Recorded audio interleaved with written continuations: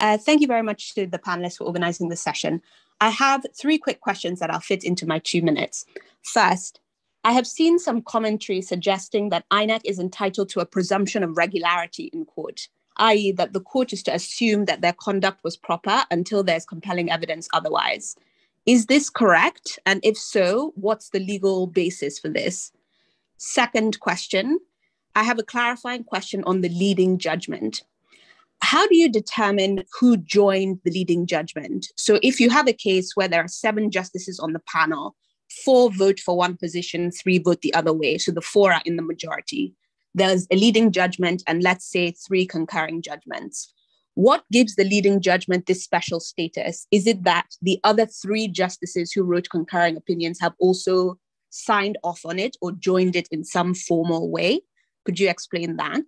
Then final question, how do Nigerian lawyers source the Supreme Court's opinions? In other countries, obviously, these documents are made publicly available on the internet. So, for example, somebody who wants to research can just download and read. But my understanding is that that's not the case. So where do you get these opinions from? Thank you very much. Thank you very much. And you left us with 55 seconds extra. And you did ask a lot of questions. So that's what it was. Interesting questions. Well done. I'm telling you, interesting question in about a minute. Thank you. Yeah, Aisha, can you go to section 294 of the Constitution? Please confirm what the marginal note says. 294.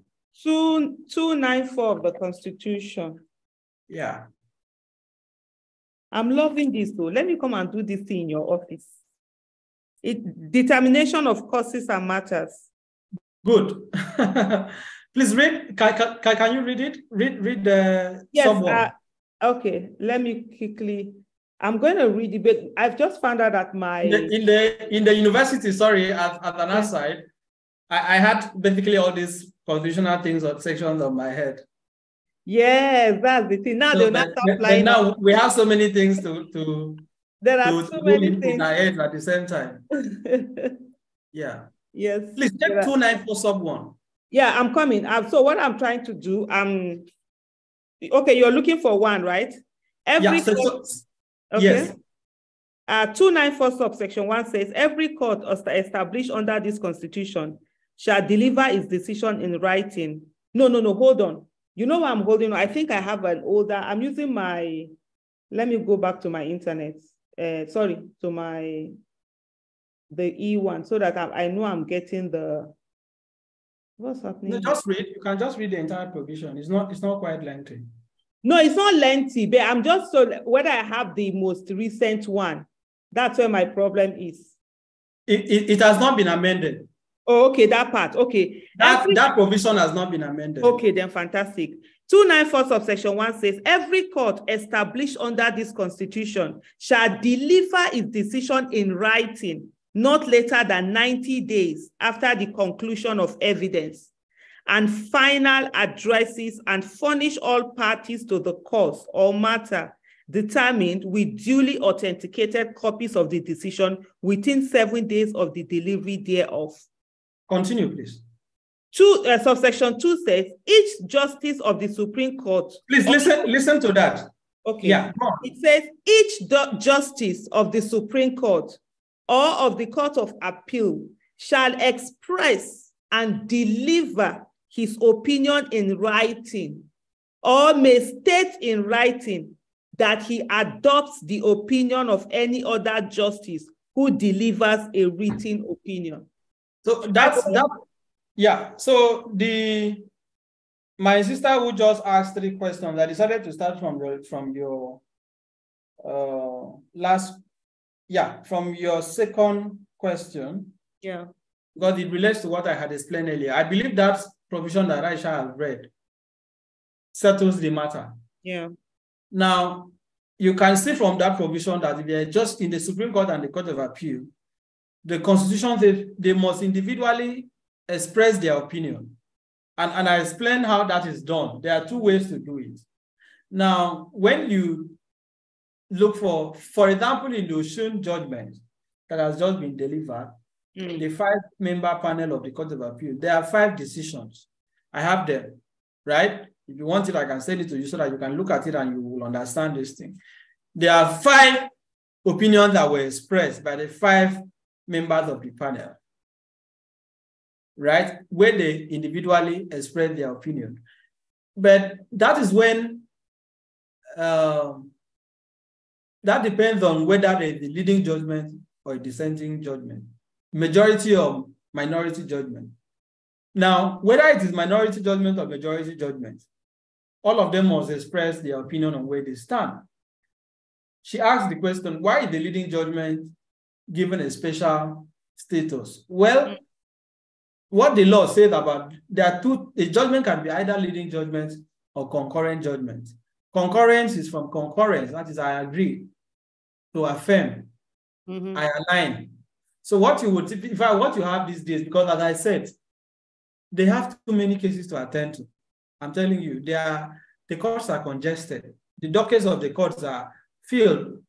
If, in fairness to the judiciary, if you have had a case in Nigerian courts, you will know that our judges work more than most judicial officers in the world. The volume of work, in fact, go to a typical high court. Go to a high court in Ikeja or Iboshere on Monday. You will see a court that on a given day, they could have 25, 30 cases to attend to in a busy division like Lagos. You could even have up to 30 and more in one day. Some of those cases are for hearing, some for mention, some for report of for different, they are adjourned for different things. They still have to write judgments. They still have to review the files. So the workload is much. So at the appellate level, it is the same thing. There are so many cases that come before them, except for special cases like this, that you have a panel, right? When they have heard the evidence, they will go into their chambers and have a conference. These are things you may not read online on social media. This is something I'm telling you that happens in practice. These are things that lawyers may not tell you on TV. But what happens is that when they have listened to the evidence, all of them will retire to their chambers, sit together, right? And then discuss the matter. From that discussion, they could take a vote on where they are going to, the position they want to take. It is also possible that in the leading judgments, the majority judgment and the minority judgment, they could agree on certain, they could have an agreement. But what they would disagree on is the reliefs, whether the petition should succeed or should fail. But regarding some principles, they will agree on certain issues. There are things that cannot be disputed. But the final determination is what they may not agree on. I have a feeling that in this particular election petition, we may not have 5/5. I don't know what, I'm not going to preempt what the outcome will be, whether it will be for or against, but I have a feeling that it may not be 5/5, either for or against. They may likely be majority and minority decision. The leading judgment is important because the leading judgment is usually the more extensive judgment. It is a judgment that speaks to all the issues for determination. It is a judgment that explains the arguments of the parties, the appellants and the respondents, or in this case, the petitioners and the respondents in their briefs, in their addresses, right? It is that judgment that is detailed. So the concurrent judgment basically comes to affirm what the leading judgment says. It cannot differ. But the dissenting judgment or the minority judgment takes a radically different position. Now, Aisha, please, that 294, can you read sub 3? I think there's a sub 3. Okay. Before I read the 3, there's a sub 3, there's 4, 5, 6. Yeah, there is one that says that the division of the court shall be the division shall be the opinion of the majority of the members. Yes. So I just wanted to read that too. There was something they added I had not read earlier. We say, provided that it shall not be necessary for all the justices who heard a cause or matter to be present when judgment is to be delivered, and the opinion of a justice may be pronounced or read by any other justice, whether or not he was present at the hearing. Yes, so I have done matters at the Court of Appeal, where I've done matters, and this is not story, I'm telling you my own experience. I've done a couple of matters at the Court of Appeal. On the day of the hearing, you have 3 members of the panel. But in those matters, on the day of judgment, it is one that was likely sit. You will not have all the 3. But the important thing is that when you get a copy of the judgment, you'll see the opinion of each of them. Mm-hmm. What the law does not allow is a situation where the justices who heard the evidence differs from those who delivered the judgment, or there is a change. If that happens, it becomes very problematic. I can give you several precedents of the Supreme Court where judgments of the Court of Appeal have been set aside on that ground, including the decision reversed, on the ground that the members of the panel were changed at the stage of judgment. So in the case of presidential election petition, because of how important it is, the possibility of having a justice, of having less than 5 on the day of judgment is slim, except a member of the panel is ill. Look, this is a national assignment. It's a special, it's not a regular court. They are drawn from different places. So, but please go to that, there's a part of it. So the subsection 3 says, a decision of a court consisting of more than 1 judge shall be determined by the opinion of the majority of its members. Should I go on? Yeah, no, it's okay. That is self-explanatory. So I've answered that question. The other question is on presumption of regularity. Yes, that is correct. That presumption is founded on two pieces of legislation. One is the Evidence Act, 2 is the Electoral Act. There's a provision in the Evidence Act that gives a presumption of regularity to official acts, people that act in official capacity. It is, however, what we lawyers call, there are 2 types of presumptions in law anyway. You have rebuttable and irrebuttable presumption, right? You have there are presumptions that are rebuttable. Rebuttable in the sense that when evidence is adduced, that presumption can collapse on the surface, right? When evidence is adduced to the contrary, it's not going to stand. There are, however, presumptions that are irrebuttable. It never changes. It is everlasting.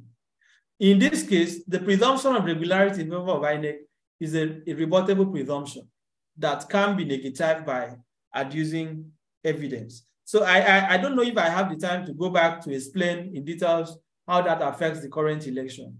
But what INEC does, certain acts of INEC are presumed to be regular. And I have argued, I am not in favor of that principle in our elections, because it does not help our jurisprudence.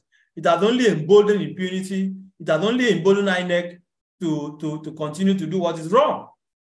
INEC should not have that presumption. INEC does not have the moral standing to command that presumption in its favor. Now, of course, it can be rebutted. I mean, it can be rebutted. It is rebuttable when the evidence is there. Now, the other question you ask is, where do lawyers in Nigeria get where can people have access to judgments of court? It's very easy. You don't need to be a lawyer to have access to legal materials in Nigeria or judgments of court. You can simply go to, you can simply go to where law materials are sold, where law reports are sold. Nigerian Weekly Law Reports, they have their offices. You can Google their offices in Lagos here. There's a particular judgment you want to read, but you must know the citation. There's what is called the citation. If you need a particular case, you will need the citation. It is reported into... is it online? Is it online? That's what her question is. How easy is it? Yeah, I'm coming to that. Law reports in Nigeria are in 2 forms. You have the hard copy law reports.